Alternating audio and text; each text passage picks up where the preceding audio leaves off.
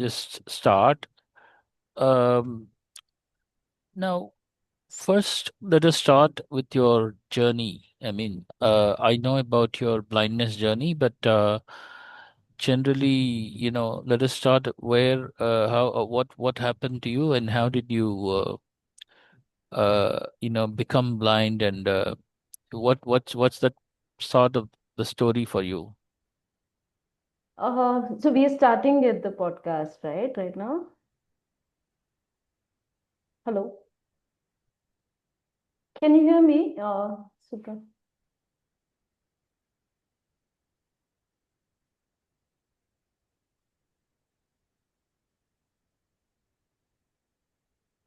Hello.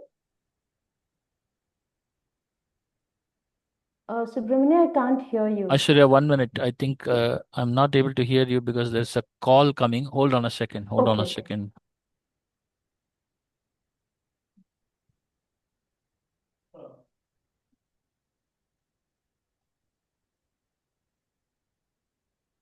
Hold on a second. One second. One second. Oh God. I can understand that. Oh no. One second.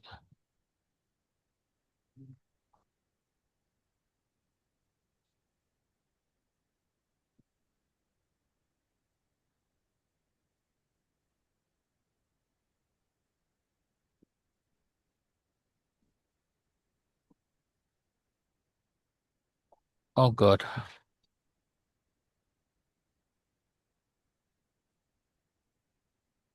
Oh,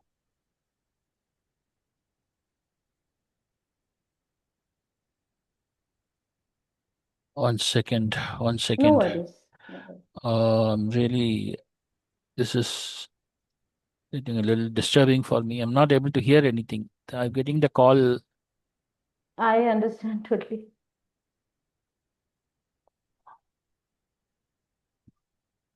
1 second. 1 second. 1 second. 1 second.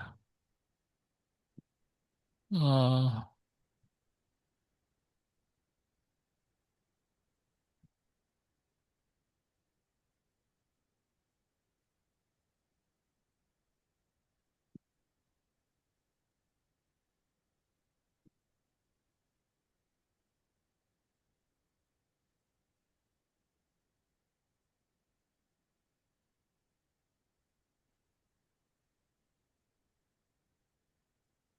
okay. Sorry, Aishwarya. Can you hear me? Yeah, yeah, I can. Sorry, this WhatsApp, I have got it on system also. When somebody calls me, it comes here.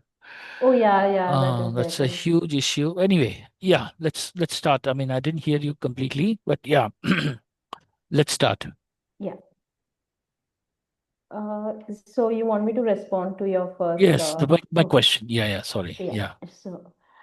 So my life, I've been sighted most of my life till 18, 17, 18 years. And I was doing my filmmaking back then. And suddenly that one day I got to know that I have a brain tumor. And post that, I lost all my senses, hearing, smell, taste, eyesight, of course. And Mhm. I had paralysis on my right limbs. And the prognosis was that I may not make it more than 3 months. So this is how I was introduced to disability. My And God. yeah. And moreover, I didn't go for any treatment like chemo or radiotherapy because my parents succumbed to cancer, and I didn't want Oh, to go through the same thing what they went through. And we went ahead with the local medicine, and I made it, like I recuperated within 9 months. mm, And on okay. my other senses besides my eyesight was restored. And that's when the what the fact that you lost so many things kicked in. I could not finish my mass communication. It was just a matter of doing an internship. I could not do that. My God. And then I was at home and I saw my friends going ahead and getting jobs in different fields. And for me, I was at home not knowing. I mean, I was in Hyderabad, and Mm-hmm. I had no clue about rehabilitation. And Okay. for 3 years, I was at home, dependent on my sister and my stepmom. Okay. And yeah, I mean, after that, in 2012, I went to LV Prasad Eye Institute and I got Okay. rehabilitated using computers, Okay. mobility, and that's So this when was about my 13 years back. yeah, I mean, 2013 is when I Okay. went to LV Prasad, and Oh, yeah, that is where my actual journey started. Yeah, all right. Okay. And you said you were doing what filmmaking.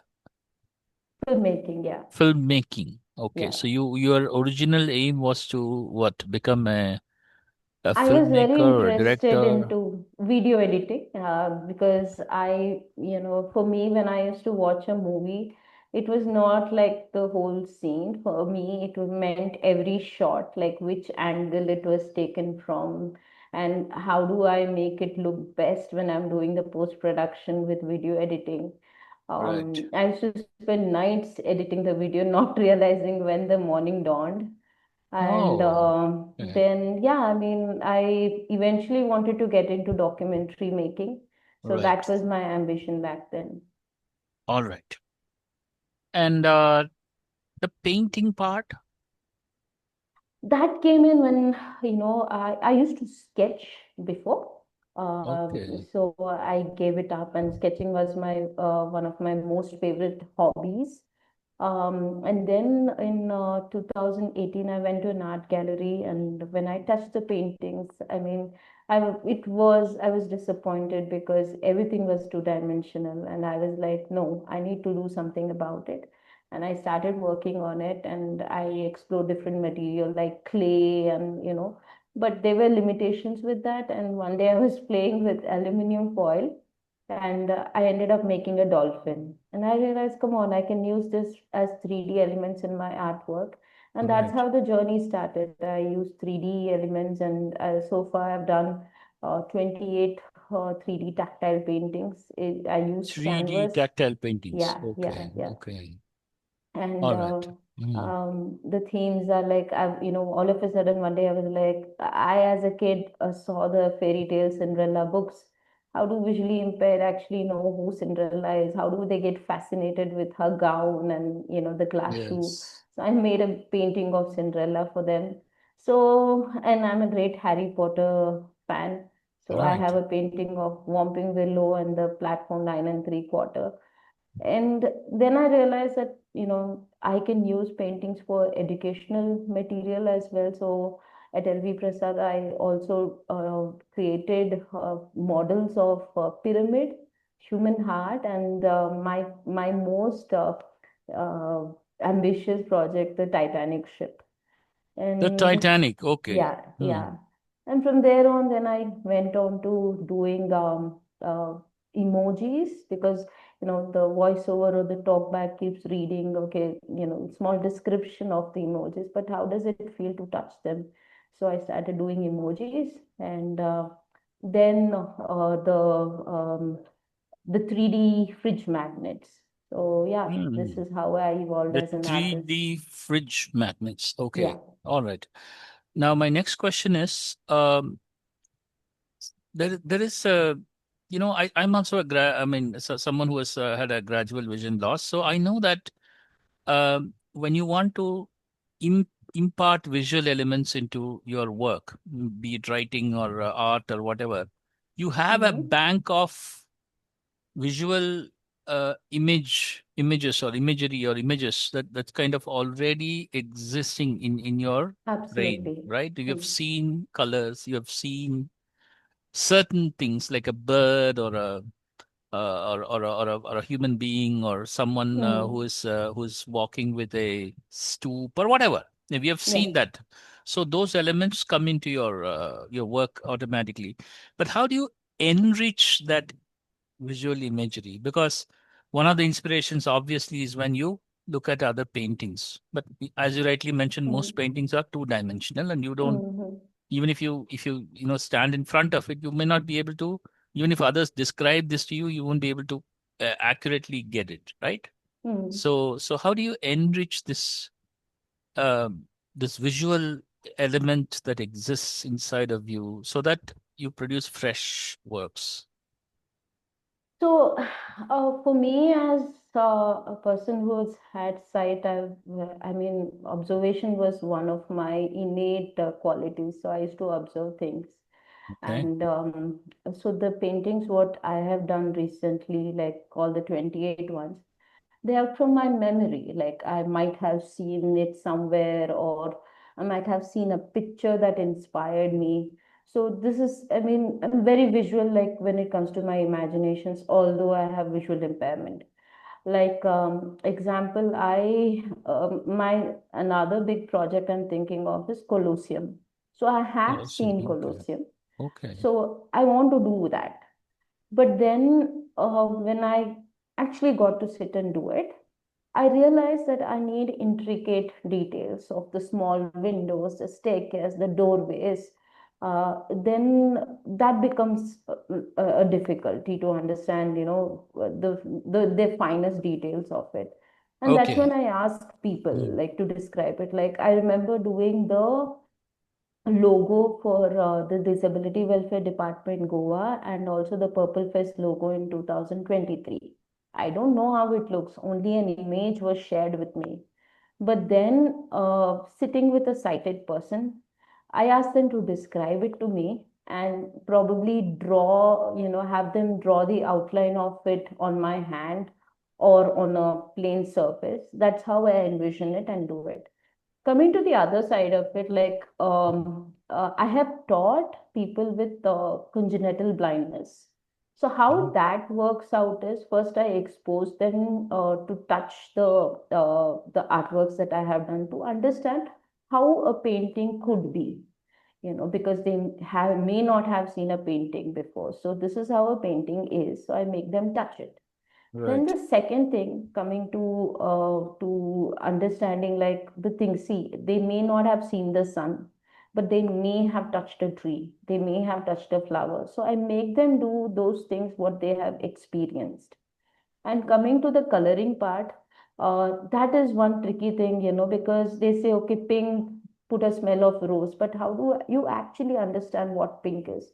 So for Yes. that, what I have done is I made a color reference sheet in which I have written down, I still keep collecting and writing in that. So in that I have written, like, example, the different shades of sky. So if it's a night sky, it's black or navy blue. If Hmm. it's a sunset or sunrise sky, use a shade of orange or red or pink. If it's Okay. a monsoon sky, then it's gray. So I, as somebody who's congenitally blind, when I'm looking at that, I may want to draw a rainy day. So when I look at Mm. it, I understand that, okay, the monsoon sky is gray color, and I go use gray color. So this Okay. is some way, like, I tried teaching these people, and I was happy that in one of the workshops, there were four people who were born blind, and they actually did their own paintings. And for them, an art is any day fun. It need not be perfect. Of course, there's always Okay. learning. It's a process. Yes. Yes. So, wow. Okay. Fine. So the other element, of course, also is that, who is your target audience? See, one of the things, again, as someone who's writing not just for the blind community, for the general, Mm, audience, uh, there has to be this bridge. You know, there is this fact that you do something, and that is not just making sense for someone who's blind, but mm. also something that makes sense for the general audience. That we call it universal design, Yeah, in yeah. some way. Okay. Um, is that something that you have explored in your art journey, in your painting journey, and how does it work? I mean, you make a tactile painting, fine, but does it also appeal to someone who's sighted? That is it. Thanks for that interesting question, Subramani. I keep in mind that my paintings are not just for visually impaired. It should also appeal those who are sighted. So that's why my color combinations in my paintings are very specific. If I don't know, I research and I color. See, example, earlier paintings, whatever when I started doing this 3D, they were plain and simple. They didn't have any shades, they didn't have any dry brush techniques. If I want to paint a sky, it would just be a blue background for the sky and then orange round circular thing for the sun. But now when you see the paintings, they have evolved and they now have different shades of orange, yellow, pink. I mean, sometimes when sighted people see it, they doubt whether I'm blind or not. I mean, because Yes. that's how the Mm. combinations I've learned it. I made my mistakes, but slowly I have learned it. So, and uh, addition to this, I've also done because I believe like the 3D art on one hand, while it opens the world of art for visually impaired. On the other hand, I believe I can create awareness about visual impairment through the 3D art. And having this in mind, I have conducted workshops where participants, both who are visually impaired and sighted, were there. And they equally enjoy it, especially when I do fridge magnets because they're small, they're easy to do 1 hour, 2 hours workshop, and then I Mhm. teach them how to do 3D magnets. Like people enjoy doing shapes like lipstick, handbags, and I remember even teaching them a Western toilet, and that's Oh. everybody's favorite. Yeah. All So right. yeah, I mean, Mm. not just doing it, but also doing it. Sighted and visually impaired, both of them love it. And to add to this, I just want to mention, like, one question that people always ask me is, how do you identify colors? So I'm an entrepreneur as well, Subramani. So we have a product called Space Felt. So I've used this, it's a smartphone app that works with QR codes. So I've labeled these QR codes on the tubes and Hmm. recorded customized description. And it plays back the color. Like I've recorded this is red, I can use this for sunset. So that is one way. Why I'm saying about this QR codes is we use this QR codes at public spaces, like at art galleries. So what Oh. happens Mm. when visually impaired come, not just actually, they experience the artwork listening to the audio description provided in them. And we've added feature for textual information. So when people who are sighted, when they scan it, they can understand who's the artist, what is the meaning behind the artwork. So with the combination of my tactile paintings and the QR codes, I make things accessible not just for visually impaired, but it could also go to sighted persons as well. So in whole, like I mean, I didn't have any ambition that acha mere ko jaake, all paintings, I need to make art accessible. It just happened because of my Okay. own experience, what I learned from my life. I realized that I need to do something about it, and I'm happy that I was able to contribute my bit towards this. Wonderful. Now, probably it's a very tricky question, but I need to ask you. See, there are creators in the blind community, right? There are a Yes. lot of creators, they make YouTube videos and whatnot. There are a lot of people who make things. Um, I have a feeling that by their upbringing or maybe exposure or maybe the way they're orientated, they don't seem to consider the general audience at all. I mean, they make or they write or they speak everything they do for the community, which is good in a way. But as you rightly said, as an entrepreneur, I mean, they have not maybe cultivated that idea of entrepreneurial spirit. As a result of all of these, they're kind of shrunk into a small segment of people. For example, if you talk about a Mhm. YouTube video maker, and you kind of only think about these people in a small community. So, do you think that the spirit of universalizing what you know is something that we need to cultivate Mm. among people with the vision impairment? Absolutely, Subramani. Absolutely. I mean, like example, if you see, I have many visually impaired friends, and about 70-80% of them mingle in their own community. How many of them actually come out and are there in the crowd. If I like, they may see some visually impaired in educational institutions and workplaces, but do you see them in places like a park or a restaurant all alone going there? You don't. So in the Mm. same way, even when it comes to the creators, they have made their own communities. They feel comfortable around it. They feel noticed. They feel that people appreciate their artwork and their form of art. And this is one reason why the community exists. And to add to this, what I also realize is in the mainstream community, the opportunities for people with disabilities are difficult to find. And that is the reason why they stick to their communities, and this is my belief.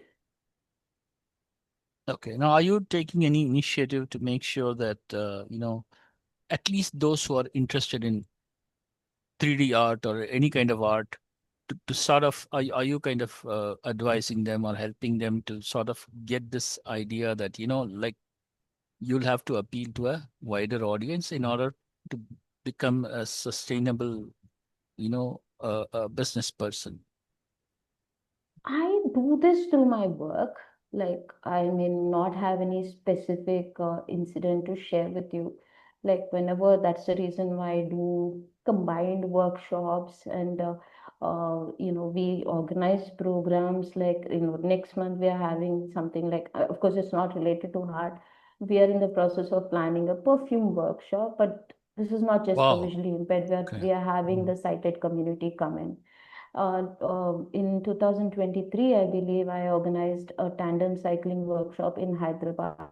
People had no idea what tandem cycling is, but we brought in sighted people and visually impaired together, and have them ride the tandem cycles.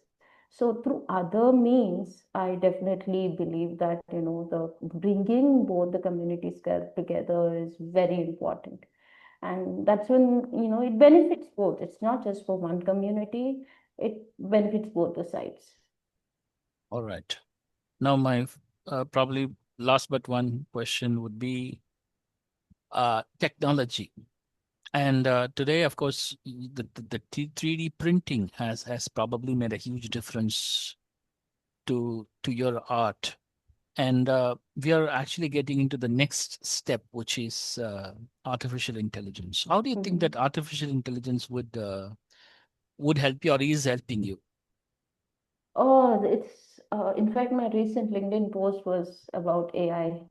Like, I do, like I said, when I'm painting, for identifying colors, I use space belt. It becomes easier. But then when I'm applying it, I need to, like, I could, like, example, if I'm painting the sky, uh, I may paint it like, I may do a coat of blue.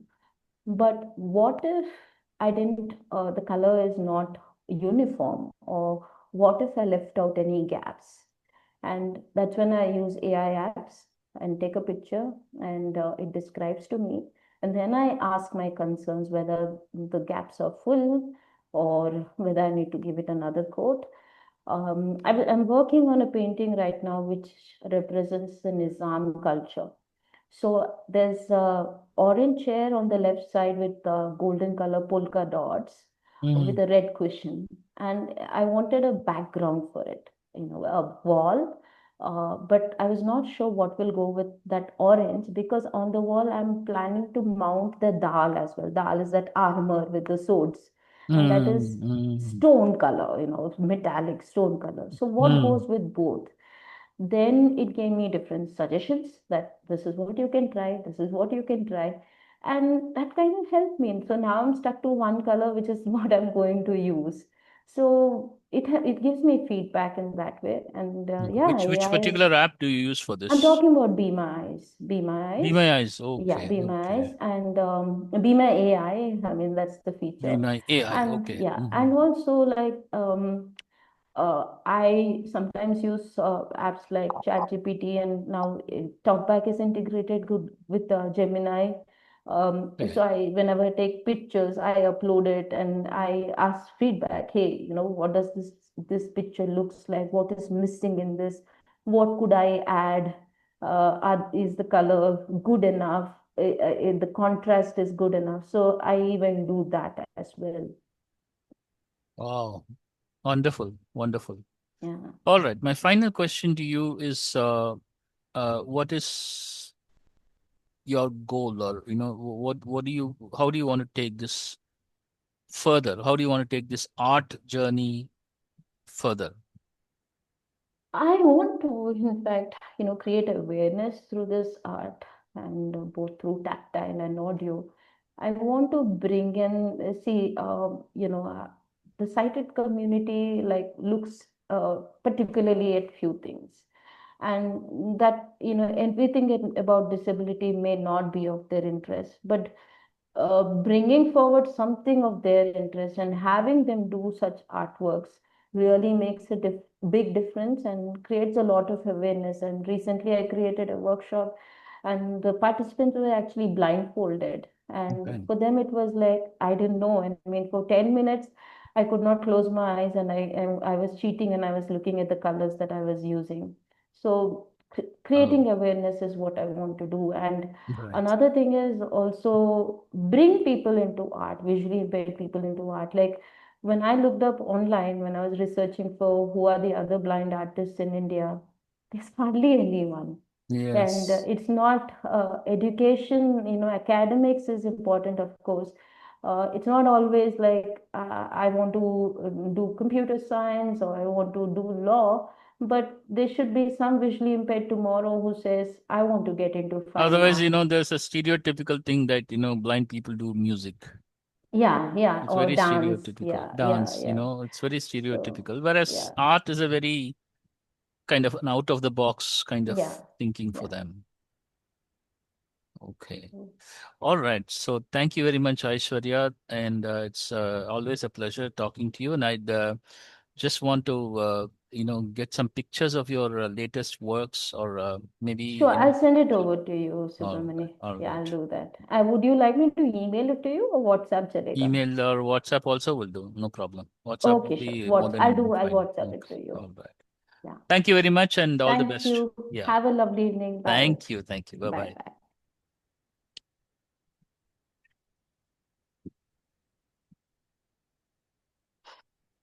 Mm. Oh, God.